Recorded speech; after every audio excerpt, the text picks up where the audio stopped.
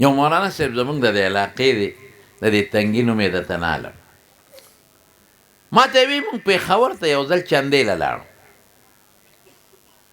مولانا ظهور الحق صاحب د نوم بیا راته واله. وی زوم حاجي عبدالمالک صاحب او جمعه ګل حاجي صاحب ګڼ شمېر کسانو رجب کې به مونږ تلو، ښه مضبوطه ډله به وه چې کسان ګڼي نو خلک وشرمېږي نو مدد ښه کوي. وی د دغه کې ده پخوا چې به ورته د فردوس سینما وي، دې ته مخامخ د اشرف روډ دی د چوکیاتګر ته ځي.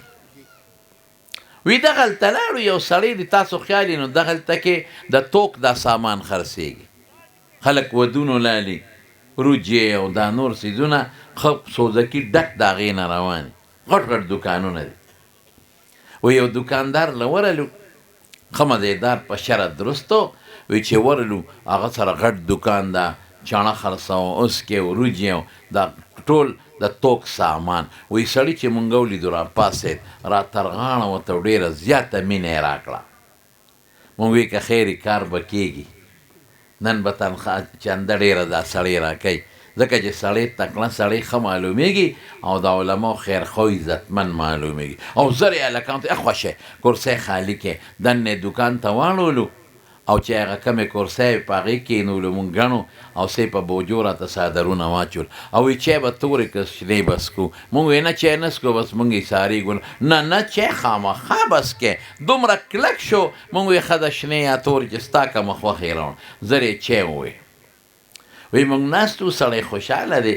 وی بیا راته وی چې حضرت وایه که نه څه خبرې نو څنګه راغلی یې؟ نو مونږ د مدرسې رسید بک راوویسته چې مونږ خو چندې له راغلي. دغسې په تنګي کې مدرسه ده، لویه مدرسه ده، حدیثو پورې کتابونه چندې له راغلي. وایي چې سړي ته هم د چندې ټکې وې او رسید بک هم راوویسته، سړی یکدم بدل شو، یا خوشحاله و یا رنګ زیړ شو،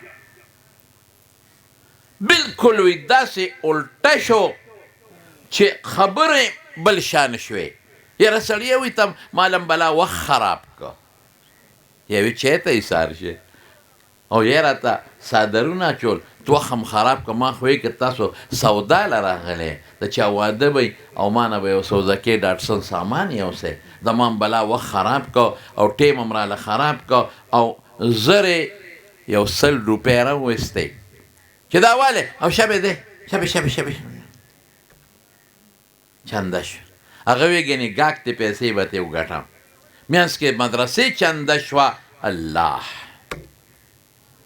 هغه دا خیال و چې زه به د دوی نه پیسې وګټم، د دې خلکو دا خیال و چې کاکاجي پیسې دې ډېرې ګټلې دي، موږ در باندې جنت ګټو نن. د دې حال نه معلومیږي چې هغه وی جنت مې نه دی پکار، پیسې پکار دي، پیسې راکړې. وی مونږ ورته وی 100 روپۍ راکړې، مونږ هم ملامته شو چې خدای دا به څه کېږي. وی مونږ ورته وایو چې نوم د لسو لیکو، رسید بک کې نوم لیکي. وی راته وی چې دله پېژنې لکه دله ولیکه.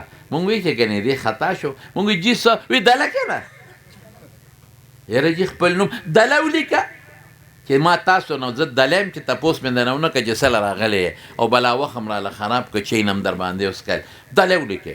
دغه حال دی. نو ما ملګري ته وی مې زه به اوس په چندې غواړم، په دوکانونو به ګرځم، او چا تنده به غواړم، هغه ته یې نوم دې څه دی؟ ابوی دله ولیکه. په خدای قسم مې راته وخال، کار ډېر اوچت دی خو ډېر ګران دی. زموږ دا طالبان وی الاجر څنګه دی العطایا علی قدر البلایا. دا طالبان وی څومره چې تکلیف او ازمایش زیاتی نو هغه اجر او ثواب زیاتی.